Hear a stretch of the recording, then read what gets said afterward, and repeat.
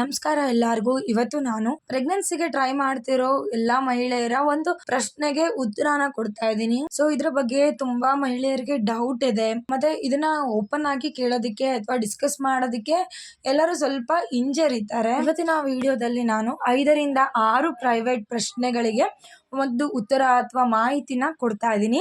ಮೊದಲನೇ ಕ್ವಶನ್, ನಾವು ಡೈಲಿ ಸೇರ್ಬೋದಾ? ಅಂದ್ರೆ ನಾವು ಪ್ರೆಗ್ನೆಂಟ್ ಆಗ್ಲಿಕ್ಕೆ ಡೈಲಿ ಸೇರ್ಬೋದಾ ಅಂತ ಕೇಳ್ತಾ ಇರ್ತಾರೆ. ಆಕ್ಚುಲಿ ನೀವು ಡೈಲಿ ಸೇರಿದ್ರು ಕೂಡ ಪ್ರೆಗ್ನೆಂಟ್ ಆಗೋ ಚಾನ್ಸಸ್ ಇರುತ್ತೆ.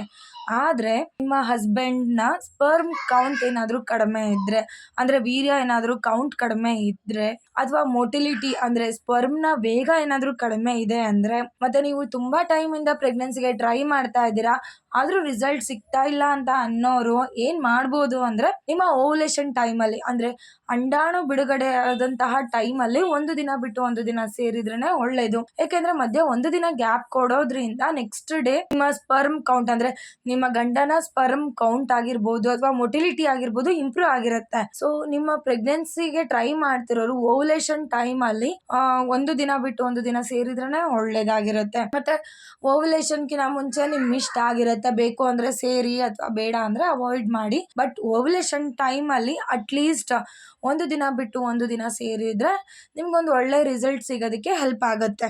ಸೊ ಈ ಪಾಯಿಂಟ್ ಅಂದ್ರೆ ಫಸ್ಟ್ ಕ್ವಶನ್ ನಿಮ್ಗೆ ಕ್ಲಿಯರ್ ಆಗಿದೆ ಅಂತ ಅನ್ಕೊಂತೀನಿ. ಸೊ ನೆಕ್ಸ್ಟ್ ಎರಡನೇದು, ಯಾವ್ದು ಬೆಸ್ಟ್ ಟೈಮ್? ನಾವು ಬೆಳಗ್ಗೆ ಸೇರಿದ್ರೆ ಒಳ್ಳೇದಾ, ಮಧ್ಯಾಹ್ನ ಸೇರಿದ್ರೆ ಒಳ್ಳೇದಾ, ಅಥವಾ ಯಾವ ಟೈಮ್ ಅಲ್ಲಿ ಅಂದ್ರೆ ಇಡೀ ದಿನದಲ್ಲಿ ಯಾವಾಗ ಸೇರಿದ್ರೆ ಒಳ್ಳೇದು ಅಂತ ಕೇಳ್ತಾ ಇರ್ತಾರೆ. ಇದಕ್ಕೆ ಆನ್ಸರ್ ಏನು ಅಂದ್ರೆ, ನೀವು ಯಾವಾಗ ಬೇಕಾದ್ರೂ ಸೇರ್ಬೋದು, ಬಟ್ ಸೇರೋ ಟೈಮ್ ಅಲ್ಲಿ ನಿಮ್ಮ ಬಾಡಿ ಫುಲ್ ರಿಲ್ಯಾಕ್ಸ್ ಆಗಿರ್ಬೇಕು, ನೀವು ಕಂಫರ್ಟಬಲ್ ಫೀಲ್ ಮಾಡ್ತಾ ಇರಬೇಕು, ಮತ್ತೆ ನಿಮ್ಮ ಹಸ್ಬೆಂಡ್ ಕೂಡ ರಿಲ್ಯಾಕ್ಸ್ ಆಗಿರ್ಬೇಕು, ಟೆನ್ಷನ್ ಇರಬಾರ್ದು, ಸ್ಟ್ರೆಸ್ ಇರಬಾರ್ದು. ನಿಮ್ಗೆ ಏನಾಗುತ್ತೆ ಅಂದ್ರೆ ಫುಲ್ ಡೇ ಟಯರ್ಡ್ನೆಸ್ ಇರುತ್ತೆ. ಸೊ ಆ ಟಯರ್ಡ್ನೆಸ್ ಇಂದ ನಿಮ್ಗೆ ಸ್ವಲ್ಪ ಸ್ಟ್ರೆಸ್ ಆಗ್ತಾ ಇರುತ್ತೆ. ಇನ್ನೊಂದು ತಲೆಯಲ್ಲಿ ಪ್ರೆಷರ್ ಇರುತ್ತೆ, ಪ್ರೆಗ್ನೆಂಟ್ ಆಗಬೇಕು, ಈ ಸತಿ ನಾನು ಪ್ರೆಗ್ನೆಂಟ್ ಆಗಲೇಬೇಕು, ಮಿಸ್ ಆಗಬಾರ್ದು ಅಂದ್ಬಿಟ್ಟು ತುಂಬಾ ನೀವು ಸ್ಟ್ರೆಸ್ ಇಟ್ಕೊಂಡಿರ್ತೀರಾ. ಸೊ ಆ ಥರ ಸ್ಟ್ರೆಸ್ ಇಟ್ಕೊಂಡು ಅಷ್ಟು ಟಯರ್ಡ್ನೆಸ್ಸಲ್ಲಿ ನೀವು ಸೇರಿದರೆ ಕರೆಕ್ಟಾಗಿ ರಿಸಲ್ಟ್ ಸಿಗೋದಿಲ್ಲ ನಿಮಗೆ. ಸೊ ನೀವು ಯಾವಾಗ ಫ್ರೀ ಆಗಿರ್ತೀರಾ ಅಂದರೆ ರಿಲ್ಯಾಕ್ಸ್ ಆಗಿರ್ತೀರಲ್ಲ, ಮತ್ತು ನಿಮ್ಮ ಬಾಡಿ ಕೂಡ ಯಾವಾಗ್ಲೂ ರಿಲ್ಯಾಕ್ಸ್ ಆಗಿರಬೇಕು, ಸ್ಟ್ರೆಸ್ ಫ್ರೀ ಆಗಿರಬೇಕು, ಮತ್ತು ಮೈಂಡು ಕೂಡ ಫ್ರೀ ಆಗಿರಬೇಕು, ರಿಲ್ಯಾಕ್ಸ್ ಆಗಿರಬೇಕು. ಸೊ ಯೂಶಲಿ ಏನಾಗುತ್ತೆ ಅಂದರೆ, ನೀವು ಫುಲ್ಲು ಸ್ಟ್ರೆಸ್ ಆಗಿರ್ತೀರಾ. ಸೊ ನೈಟ್ ಟೈಮಲ್ಲಿ ಸೇರುವಾಗ ನಿಮ್ಮ ಬಾಡಿಯಲ್ಲಿ ಮೊದಲೇ ಸುಸ್ತಾಗಿರ್ತೀರಾ. ಸೊ ಫುಲ್ ಡೇ ಟೆನ್ಷನ್ ಆಗಿರ್ಬೋದು, ಕೆಲಸ ಆಗಿರ್ಬೋದು, ಎಕ್ಸ್ಟ್ರಾ ಎಲ್ಲ ಏನೇನೋ ಇರುತ್ತೆ. ಸೊ ಇವಾಗ ಅದ್ರ ಜೊತೆಗೆ ಇದೊಂದು ಟೆನ್ಷನ್ನು, ಪ್ರೆಗ್ನೆನ್ಸಿಗೆ ಟ್ರೈ ಮಾಡಬೇಕು, ಮಿಸ್ ಮಾಡಬಾರ್ದು ಅಂದ್ಬಿಟ್ಟು. ಸೊ ಆ ಕೇಸಲ್ಲಿ ನೀವು ಏನು ಮಾಡ್ಬೋದು ಅಂದರೆ, ಯೂಶಲಿ ನಿಮ್ಮ ಬೆಳಗ್ಗೆ ಟೈಮಲ್ಲಿ ಅಂದರೆ ನೀವು ಎದ್ದಾಳೋ ಟೈಮಲ್ಲಿ ಆಗಿರ್ಬೋದು, ಅಥವಾ ಬೆಳಗ್ಗೆ ಟೈಮು ನೀವು ಚೆನ್ನಾಗಿ ನಿದ್ದೆ ಕೂಡ ಆಗಿರುತ್ತೆ, ಮತ್ತು ಮೈಂಡ್ ಕೂಡ ರಿಲ್ಯಾಕ್ಸ್ ಆಗಿರುತ್ತೆ, ಮತ್ತು ನಿಮ್ಮ ಹಸ್ಬೆಂಡ್ನ ಮೈಂಡ್ ಮತ್ತು ಬಾಡಿ ಕೂಡ ರಿಲ್ಯಾಕ್ಸ್ ಆಗಿರುತ್ತೆ. ಸೊ ರಿಲ್ಯಾಕ್ಸ್ಫುಲ್ ಟೈಮಲ್ಲಿ ಅಂದರೆ ಬೆಳಗ್ಗೆ ಸೇರಿದರೆ ಕೂಡ ಒಳ್ಳೆಯದು, ಇನ್ ಕೇಸ್ ನೀವು ರಿಲ್ಯಾಕ್ಸ್ ಫೀಲ್ ಮಾಡ್ತಾ ಇದ್ದರೆ. ಸೊ ನಾನು ಏನು ಹೇಳೋದು ಅಂದರೆ, ನೀವು ಯಾವಾಗ ಬೇಕಾದರೂ ಸೇರ್ಬೋದು, ಬಟ್ ನೀವು ಇಬ್ಬರು ಯಾವಾಗ ರಿಲ್ಯಾಕ್ಸ್ ಆಗಿರ್ತೀರಲ್ಲ, ಸೊ ಆ ಟೈಮ್ನ ನೀವು ತೊಗೊಂಡ್ರೆ ಒಳ್ಳೆಯದು.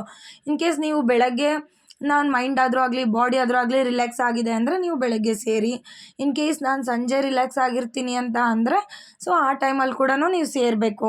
ಸೊ ಒಟ್ಟಾರೆ ನೀವು ಸೇರುವಾಗ ಸ್ಟ್ರೆಸ್ ಫ್ರೀ ಆಗಿರಬೇಕು, ಖುಷಿಯಾಗಿರಬೇಕು, ಮೈಂಡ್ ಮತ್ತು ಬಾಡಿ ಎರಡೂ ರಿಲ್ಯಾಕ್ಸ್ ಆಗಿರಬೇಕು. ಸೊ ಇದರ ಅರ್ಥ ಇಷ್ಟೇ. ಸೊ ಈ ಪಾಯಿಂಟ್ ನಿಮ್ಗೆ ಕರೆಕ್ಟಾಗಿ ಮಾಹಿತಿ ಸಿಕ್ಕಿದೆ ಅಂತ ಅನ್ಕೊತೀನಿ ನಾನು. ನೆಕ್ಸ್ಟ್ ಒನ್, ಪ್ರೆಗ್ನೆಂಟ್ ಆಗಬೇಕು ಅಂದರೆ ಎಷ್ಟು ಸರಿ ಸೇರಬೇಕು? ಒಂದು ಸರಿ ಸೇರಬೇಕಾ, 2 ಸತಿ ಸೇರಬೇಕಾ ಅಂದ್ಬಿಟ್ಟು ಈ ಥರ ಕ್ವಶನ್ ಎಲ್ಲರ ತಲೆಯಲ್ಲೂ ಇದ್ದೇ ಇರುತ್ತೆ. ಸೊ ಇದಕ್ಕೆ ಆನ್ಸರ್ ಏನಂದರೆ, ನಿಮಗೆ ಕರೆಕ್ಟಾಗಿ ಓವ್ಯುಲೇಷನ್ ಅಂದರೆ ಅಂಡಾಣು ಬಿಡುಗಡೆ ಆಗ್ತಾ ಇದೆ. ಸೊ ಈಗ ಅಂಡಾಣು ಬಿಡುಗಡೆ ಆಗಿ ನಿಮ್ಮ ಫೆಲೋಪಿಯನ್ ಟ್ಯೂಬಲ್ಲಿ ನಿಂತಿದೆ. ಸೊ ಆವಾಗ ನೀವು ಸೇರಿದ್ರೆ ಅವಾಗೇ ಪ್ರೆಗ್ನೆಂಟ್ ಆಗ್ತೀರಾ. ಸೊ ಕರೆಕ್ಟ್ ಡೇಗೆ ಅಂದರೆ ಓವ್ಯುಲೇಷನ್ ಡೇಗೆ ಕರೆಕ್ಟ್ ಡೇಗೆ ನೀವು ಸೇರಿದ್ರೇ, ಒಂದು ಟೈಮ್ ಸೇರಿದ್ರೇ ನೀವು ಪ್ರೆಗ್ನೆಂಟ್ ಆಗೋ ಚಾನ್ಸಸ್ ಇರುತ್ತೆ. ಬಟ್ ಯಾವಾಗ ಓವ್ಯುಲೇಷನ್ ಆಗುತ್ತೆ ಅಂದ್ಬಿಟ್ಟು ಹೇಳೋದಕ್ಕಾಗಲ್ಲ, ಯಾವಾಗ ಅಂಡಾಣು ಬಿಡುಗಡೆ ಆಗುತ್ತೆ ಅಂತ ಹೇಳೋದಕ್ಕಾಗೋದಿಲ್ಲ. ಸೊ ಅದಕ್ಕೆ ಯೂಶಲಿ ಏನು ಹೇಳ್ತಾರೆ ಅಂದರೆ, ನಿಮ್ಮ ಪೀರಿಯಡ್ ಸೈಕಲ್ 28ರಿಂದ 32 ದಿನದ ಒಳಗಡೆ ಇದ್ದರೆ ನೀವು ಪೀರಿಯಡ್ಸ್ ಆದ ಅಂದರೆ ನಿಮ್ಮ ಪೀರಿಯಡ್ಸ್ ಸ್ಟಾಪ್ ಆದ ಅಲ್ಲ, ನೀವು ಯಾವಾಗ ಪೀರಿಯಡ್ಸ್ ಆಗಿರ್ತೀರಲ್ಲ, ಸೊ ಫಸ್ಟ್ ಡೇ ಬ್ಲೀಡಿಂಗ್ ಯಾವಾಗ ಇರುತ್ತಲ್ಲ, ಸೊ ಅಲ್ಲಿಂದ ಕೌಂಟ್ ಮಾಡಿ.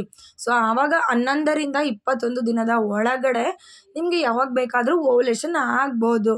ಸೊ ಆ ಕಾರಣದಿಂದ ನೀವು ಆ ದಿನದಲ್ಲಿ ಒಂದು ದಿನ ಬಿಟ್ಟು ಒಂದು ದಿನ ಸೇರಿದರೆ ಸಾಕಾಗತ್ತೆ. ಕೆಲವರಿಗೆ 4 ಸೇರಿದರೆ ಪ್ರೆಗ್ನೆಂಟ್ ಆಗ್ತಾರೆ, ಕೆಲವರು 2 ಸತಿ ಸೇರಿದರೆ ಪ್ರೆಗ್ನೆಂಟ್ ಆಗ್ತಾರೆ. ಸೊ ಅದಕ್ಕೆ ನಮಗೆ ಇಷ್ಟೇ ಸತಿ ಸೇರಬೇಕಾ ಅಷ್ಟೇ ಸತಿ ಸೇರಬೇಕಾ ಅಂದ್ಬಿಟ್ಟು ನಾವು ಹೇಳೋದಕ್ಕಾಗೋದಿಲ್ಲ. ಬಟ್ ನೀವು ಓವ್ಯುಲೇಷನ್ ಟೈಮಲ್ಲಿ ನೀವು ಸೇರೋದನ್ನ ಮಿಸ್ ಮಾಡಬೇಡಿ. ಸೊ ಆ 10 ಡೇಸ್ ಕೂಡ ನೀವು ಒಂದು ದಿನ ಬಿಟ್ಟು ಒಂದು ದಿನ ಸೇರಿದರೆ ನಿಮ್ಗೆ ಒಳ್ಳೆ ರಿಸಲ್ಟ್ ಸಿಗುತ್ತೆ. ಸೊ ಪ್ರೆಗ್ನೆಂಟ್ ಆಗಲಿಕ್ಕೆ ಈ ರೀತಿ ಕೂಡ ಹೆಲ್ಪ್ ಆಗುತ್ತೆ. ಕರೆಕ್ಟಾಗಿ ಹೇಳೋದಕ್ಕೆ ಬರೋದಿಲ್ಲ, ಎಷ್ಟು ಸತಿ ಸೇರಬೇಕು ಅಂತ ಹೇಳೋದಕ್ಕಾಗೋದಿಲ್ಲ. ಸೊ ನಮಗೆ ಗೊತ್ತಿರೋದಿಲ್ಲ ಯಾವಾಗ ಓವ್ಯುಲೇಷನ್ ಆಗುತ್ತೆ ಅಂದ್ಬಿಟ್ಟು. ಸೊ ಒಂದು ವೇಳೆ ನೀವೇನಾದರೂ ಓವ್ಯುಲೇಷನ್ ಕಿಟ್ನ ಯೂಸ್ ಮಾಡಿ ಚೆಕ್ ಮಾಡಿದರೆ ನಿಮಗೆ ಗೊತ್ತಾಗುತ್ತೆ. ನಿಮಗೆ ಓವ್ಯುಲೇಷನ್ ಡೇ ಇದು ಅಂಡಾಣು ಬಿಡುಗಡೆ ಆಗಿದೆ ಈಗ ಅಂದ್ಬಿಟ್ಟು ಗೊತ್ತಾಗುತ್ತೆ. ಸೊ ಯೂಶಲಿ ಎಲ್ಲರೂ ಏನು ಸಜೆಸ್ಟ್ ಮಾಡ್ತಾರೆ ಅಂದರೆ, ಡಾಕ್ಟರ್ಸ್ ಏನು ಸಜೆಸ್ಟ್ ಮಾಡ್ತಾರೆ ಅಂದರೆ 11ರಿಂದ 21 ದಿನದ ತನಕ ಒಂದು ದಿನ ಬಿಟ್ಟು ಒಂದು ದಿನ ಸೇರಿ ಅಂತ ಹೇಳ್ತಾರೆ. ಯಾಕೆಂದರೆ ಈ 10 ದಿನದಲ್ಲಿ ನಿಮಗೆ ಓವ್ಯುಲೇಷನ್ ಆಗುತ್ತೆ ಅಂತ ಹೇಳ್ಬಿಟ್ಟು.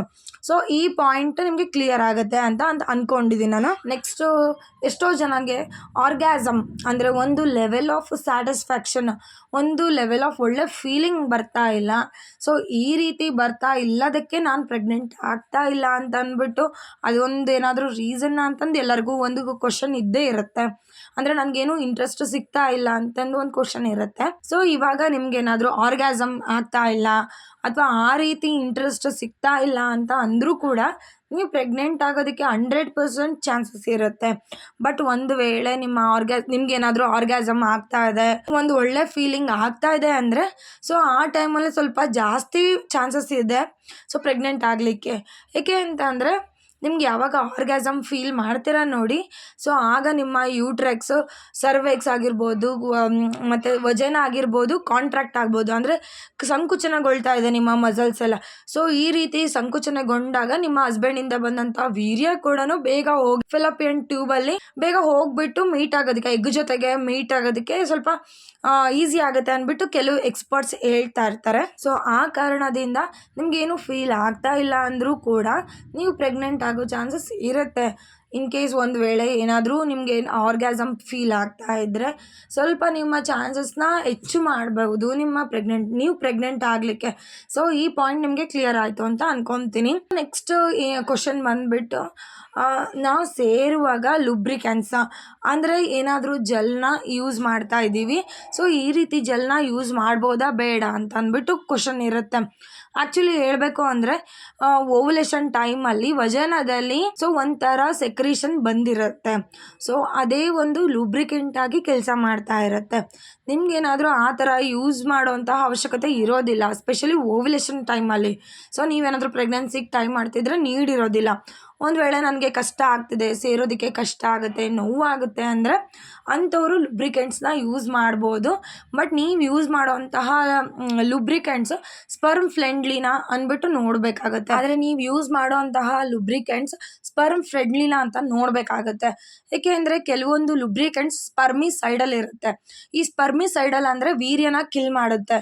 ಯಾವಾಗ ಆ ಕ್ರೀಮಿಗೆ ಅಥವಾ ಲುಬ್ರಿಕೆಂಟ್ಗೆ ಹೋಗಿ ನಿಮ್ಮ ಸ್ಪರ್ಮ್ ಆಗಿರ್ಬೋದು ಅಥವಾ ವೀರ್ಯ ಟಚ್ ಮಾಡಿದ ತಕ್ಷಣವೇ ಆ ಟೈಮಲ್ಲೇ ಆ ವೀರ್ಯ ಸತ್ತೋಗ್ಬಿಡುತ್ತೆ ಅಥವಾ ಆ ವೇಗನ ಕಡಿಮೆ ಮಾಡುತ್ತೆ. ಅದಕ್ಕೆ ಸ್ಪರ್ಮಿಸೈಡಲ್ ಅಂತ ಹೇಳ್ತಾರೆ. ಒಂದು ವೇಳೆ ನೀವು ಯೂಸ್ ಮಾಡುವಂತಹ ಲುಬ್ರಿಕೆಂಟ್ ಸ್ಪರ್ಮಿಸೈಡಲ್ ಅಥವಾ ಸ್ಪರ್ಮ್ ಫ್ರೆಂಡ್ಲಿ ಇಲ್ಲ ಅಂತ ಅಂದರೆ ಸೊ ಅಂಥದ್ದನ್ನು ನೀವು ಯೂಸ್ ಮಾಡಲೇಬಾರ್ದು ಪ್ರೆಗ್ನೆನ್ಸಿಗೆ ಟ್ರೈ ಮಾಡೋರು. ಸೊ ಇನ್ ಕೇಸ್ ನನಗೆ ಬೇಕೇ ಬೇಕು ಅಂದರೆ ನಿಮ್ಮ ಡಾಕ್ಟರ್ಸ್ನ ಕನ್ಸಲ್ಟ್ ಮಾಡಿ ನಿಮಗೆ ಆ ಡಾಕ್ಟರು ಸ್ಪರ್ಮ್ ಫ್ರೆಂಡ್ಲಿ ಲುಬ್ರಿಕೆಂಟ್ಸ್ನ ಸಜೆಸ್ಟ್ ಮಾಡ್ತಾರೆ. ಸೊ ಇಂಥ ವಿಚಾರದಲ್ಲಿ ಡಾಕ್ಟರ್ನ ಕೇಳೋದ್ರಲ್ಲಿ ಏನೋ ನಾಚಿಕೆ ಬೇಡ, ಇದೊಂದು ಕಾಮನ್ ವಿಚಾರ. ಸೊ ಇನ್ ಕೇಸ್ ನಿಮ್ಗೆ ಏನಾದರೂ ತೊಂದರೆ ಆಗ್ತಾ ಇದ್ರೆ ನೀವು ನಿಮ್ಮ ಡಾಕ್ಟರ್ನ ಹೋಗಿ ಕನ್ಸಲ್ಟ್ ಮಾಡಿ. ಸೊ ಸ್ಪರ್ಮ್ ಫ್ರೆಂಡ್ಲಿ ಮತ್ತೆ ಪ್ರೆಗ್ನೆನ್ಸಿಗೆ ಹೆಲ್ಪ್ ಮಾಡುವಂತಹ ಲೂಬ್ರಿಕೆಂಟ್ಸ್ನ ನಿಮಗೆ ಸಜೆಸ್ಟ್ ಮಾಡ್ತಾರೆ. ನೆಕ್ಸ್ಟ್ ಕ್ವಶನ್ ಬಂದ್ಬಿಟ್ಟು, ನಾವು ಯಾವ ಪೊಸಿಷನ್ ಅಲ್ಲಿ ಸೇರಿದ್ರೆ, ಸೊ ನಾವು ಯಾವ ಪೊಸಿಷನ್ ಅಲ್ಲಿ ಲೈಂಗಿಕತೆ ಇಟ್ಟರೆ ನಾವು ಬೇಗ ಪ್ರೆಗ್ನೆಂಟ್ ಆಗ್ತೀವಿ ಅಂದ್ಬಿಟ್ಟು. ಆ್ಯಕ್ಚುಲಿ ಏನು ಅಂತ ಅಂದರೆ ನೀವು ರಫ್ಲಿ ಹೇಳೋದಾದರೆ ನೀವು ಯಾವ ಪೊಸಿಷನ್ನಲ್ಲಾದರೂ ಆಗಲಿ ಸೇರಿದರೂ ಕೂಡ ನಿಮಗೆ ಪ್ರೆಗ್ನೆಂಟ್ ಆಗೋ ಚಾನ್ಸಸ್ ಎಲ್ಲದೂ ಇರುತ್ತೆ. ಬಟ್ ನಿಮ್ಮ ಕಂಫರ್ಟಬಲ್ ಪೊಸಿಷನ್ ಏನಿರುತ್ತಲ್ಲ ಸೊ ಅದನ್ನು ನೀವು ಟ್ರೈ ಮಾಡೋದು ತುಂಬಾ ಒಳ್ಳೆಯದು. ಏಕೆಂದರೆ ಅದು ನಿಮಗೆ ಕಂಫರ್ಟ್ ಆಗಿರುತ್ತೆ. ಸೊ ಆ ಪೊಸಿಷನ್ನಲ್ಲೇ ನೀವು ಪ್ರೆಗ್ನೆಂಟ್ ಆಗ್ತೀರಾ. ಸೊ ನಾನು ಮೊದಲೇ ಹೇಳ್ದಂಗೆ ನೀವು ಸೇರಿದಾಗ ನೀವು ಆದಷ್ಟು ರಿಲ್ಯಾಕ್ಸ್ ಆಗಿರಬೇಕು, ಟೆನ್ಷನ್ ಫ್ರೀ ಆಗಿರಬೇಕು, ಖುಷಿ ಆಗಿರಬೇಕು. ಮತ್ತು ಎಷ್ಟು ಸಾಧ್ಯನೋ ಅಷ್ಟು ಪ್ರೆಷರ್ ಆಗಲಿ ಟೆನ್ಷನ್ ಆಗಲಿ ಸೊ ಅದನ್ನೆಲ್ಲ ಬಿಟ್ಟುಬಿಡಿ. ಆ ಟೈಮಲ್ಲಿ ಎಷ್ಟು ಸಾಧ್ಯನೋ ಅಷ್ಟು ಕಡಿಮೆ ಮಾಡಲೇಬೇಕು. ಸೊ ನೀವು ಸ್ಟ್ರೆಸ್ ಫ್ರೀ ಆಗಿ ಮತ್ತು ಒಂಥರ ನೀವು ಖುಷಿಯಾಗಿದ್ದಾಗ ಆ ಟೈಮ್ನ ಸ್ಪೆಂಡ್ ಮಾಡಿದ್ರೆ ನೀವು ಖಂಡಿತವಾಗ್ಲೂ ಪ್ರೆಗ್ನೆಂಟ್ ಆಗಲಿಕ್ಕೆ ನಿಮಗೆ ತುಂಬ ಹೆಲ್ಪ್ ಆಗುತ್ತೆ. ಪೊಸಿಷನ್ ಅಂತ ಹೇಳುವಾಗ ಕರೆಕ್ಟಾಗಿ ಇದೇ ಪೊಸಿಷನಲ್ಲಿ ನೀವು ಲೈಂಗಿಕತೆ ಮಾಡಿದ್ರೆ ನೀವು ಪ್ರೆಗ್ನೆಂಟ್ ಆಗ್ತೀರಾ ಅನ್ನೋದು ಏನೂ ಇಲ್ಲ. ಬಟ್ ನಿಮ್ಮ ಕಂಫರ್ಟಬಲ್ ಪೊಸಿಷನ್ ಏನಿರುತ್ತಲ್ಲ, ಸೊ ಅದರಲ್ಲೇ ನೀವು ಮಾಡಿ ಮತ್ತು ಸೇರ್ಕೊಳ್ಳಿ. ಸೊ ಆಗ ನಿಮಗೆ ಒಳ್ಳೆ ರಿಸಲ್ಟ್ ಬರುತ್ತೆ. ನಿಮ್ಮ ಹಸ್ಬೆಂಡ್ನ ಇಜಾಕ್ಯುಲೇಟ್ ಮಾಡ್ತಾರಲ್ಲ ಸ್ಪರ್ಮ್ನ, ಸೊ ಅದು ನಿಮ್ಮ ಕರೆಕ್ಟಾಗಿ ನಿಮ್ಮ ವಜನದೊಳಗಡೆ ಹೋಗಬೇಕು. ಸೊ ಆವಾಗ ನೀವು ಪ್ರೆಗ್ನೆಂಟ್ ಆಗೋದಕ್ಕೆ ಚಾನ್ಸ್ ಇರುತ್ತೆ. ಸೊ ಆ ಟೈಮಲ್ಲಿ ನೀವು ಪ್ರೆಗ್ನೆಂಟ್ ಆಗಲಿಕ್ಕೆ ತುಂಬಾ ಹೆಲ್ಪ್ ಆಗುತ್ತೆ. ಇನ್ನೊಂದು ರ್ಯಾಂಡಮ್ ಪೊಸಿಷನ್ ಅಂತ ಅಂದರೆ ಒಂದು ಮಿಷನರಿ ಪೊಸಿಷನ್ನು. ಇದೊಂದು ಬೆಸ್ಟ್ ಪೊಸಿಷನ್ ಅಂತ ಹೇಳ್ತಾರೆ ಡಾಕ್ಟರ್ಸ್ ಎಲ್ಲ ಪ್ರೆಗ್ನೆಂಟ್ ಆಗಲಿಕ್ಕೆ. ಯಾಕೆ ಅಂದರೆ ಒಂದು ರೀತಿ ಈ ರೀತಿ ಲೈಂಗಿಕತೆ ಇಟ್ಟರೆ ಆ ಒಂದು ಸ್ಪರ್ಮ್ ಇರುತ್ತಲ್ಲ, ಅದು ವೇಗವಾಗಿ ಸ್ವಿಮ್ ಮಾಡಿ ನಿಮ್ಮ ಗರ್ಭಾಶಯದ ಒಳಗಡೆ ಹೋಗಿ ಫೆಲೋಪಿಯನ್ ಟ್ಯೂಬ್ ಒಳಗಡೆ ಹೋಗಿ ಅಂಡಾಣುವಿಗೆ ಬೇಗ ಹೋಗಿ ರೀಚ್ ಆಗುತ್ತೆ. ಸೊ ಇದೊಂದು ಬೆಸ್ಟ್ ಪೊಸಿಷನ್ ಅಂತಲೇ ಹೇಳ್ಬೋದು. ಕೆಲವ್ರು ಕೇಳ್ತಾ ಇರ್ತಾರೆ, ಸೊ ಈ ಟೈಮಲ್ಲಿ ಸೊಂಟದ ಕೆಳಗೆ ಪಿಲ್ಲೋ ಇಡ್ಬೋದಾ ಅಂತ ಅಂದ್ಬಿಟ್ಟು. ಓಕೆ, ನೀವು ಇಡ್ಬೋದು, ಏನು ತೊಂದರೆ ಇಲ್ಲ. ನೀವು ಸೇರೋಂತಹ ಟೈಮಲ್ಲಿ ಒಂದು ಪಿಲ್ಲೋ ನಿಮ್ಮ ಸೊಂಟದ ಕೆಳಗೆ ಇದ್ದರೂ ಕೂಡ ಅದರಿಂದ ನಿಮಗೆ ಕಂಫರ್ಟಬಲ್ ಅಂತ ಅನಿಸಿದರೆ ಖಂಡಿತವಾಗ್ಲೂ ನೀವು ಇಟ್ಕೋಬೋದು. ಇನ್ನೊಂದೇನು ಅಂದರೆ ಸ್ಪರ್ಮ್ ಲೀಕ್ ಆಗುತ್ತೆ ಅಂದ್ಬಿಟ್ಟು ತುಂಬ ಜನಗೆ ಕನ್ಫ್ಯೂಷನ್ ಇರುತ್ತೆ. ಸಣ್ಣ ಪುಟ್ಟ ಒಂದು ಸ್ಪರ್ಮ್ ಲೀಕ್ ಆಗೋದು ಅದೇನು ಕಾಮನ್ ಆಗಿರುತ್ತೆ, ಅದು ಟೆನ್ಷನ್ ಏನು ತೊಗೊಳೋದಕ್ಕೆ ಹೋಗಬೇಡಿ. ಮತ್ತು ಇದ್ರ ಬಗ್ಗೆ ನಾನು ಸಪ್ರೇಟ್ ವಿಡಿಯೋ ಮಾಡಿದ್ದೀನಿ, ನೀವು ಚೆಕ್ ಮಾಡ್ಬೋದು ನನ್ನ ಚಾನಲ್ನಲ್ಲಿ. ಸೊ ಇದು ಪಾಯಿಂಟ್ ಏನಂತ ಅಂದರೆ ನೀವು ಯಾವ ಪೊಸಿಷನಲ್ಲಿ ಕೂಡ ಸಿಕ್ಸ್ ಮಾಡ್ಬೋದು. ಬಟ್ ಬೆಸ್ಟ್ ಪೊಸಿಷನ್ ಅಂತ ನೀವು ಕೇಳೋದಾದರೆ ಮಿಷನರಿ ಪೊಸಿಷನ್ ಅಂತ ಹೇಳ್ಬೋದು. ಸೊ ಆ ಪೊಸಿಷನ್ನ ನೀವು ಫಾಲೋ ಮಾಡಿದರೆ ನಿಮಗೆ ಒಂದು ಒಳ್ಳೆ ರಿಸಲ್ಟ್ ಸಿಗೋದಕ್ಕೆ ಹೆಲ್ಪ್ ಆಗುತ್ತೆ. ಸೊ ಈ ವಿಡಿಯೋದಲ್ಲಿ ನಿಮಗೆ ಹೆಲ್ಪ್ಫುಲ್ ಆಗುತ್ತೆ ಅಂತ ಅನಿಸಿದರೆ ಎಷ್ಟು ಸಾಧ್ಯನೋ ಅಷ್ಟು ಶೇರ್ ಮಾಡಿ ಮತ್ತು ಲೈಕ್ ಮಾಡಿ. ಇನ್ನೂ ನನ್ನ ಚಾನಲ್ನ ಸಬ್ಸ್ಕ್ರೈಬ್ ಮಾಡಿಲ್ಲ ಅಂದರೆ ದಯವಿಟ್ಟು ಸಬ್ಸ್ಕ್ರೈಬ್ ಮಾಡಿ. ಧನ್ಯವಾದಗಳು.